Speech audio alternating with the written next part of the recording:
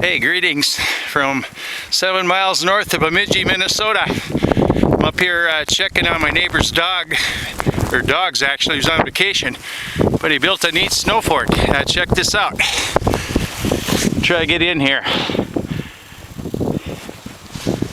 Not as young as I used to be. Ugh. Got quite a few rooms in here. This is the first one I came in, even little candles. You can see that.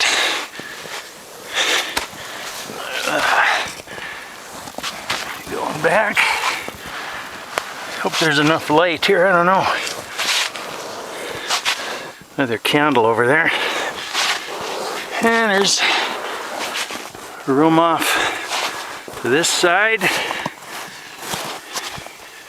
And let's see here. Another one over here. Kind of dark there. I don't think that's going to show. But anyway, quite a house here. I guess they even slept out here one night, the dad and the son, for a while. So pretty cool. See ya.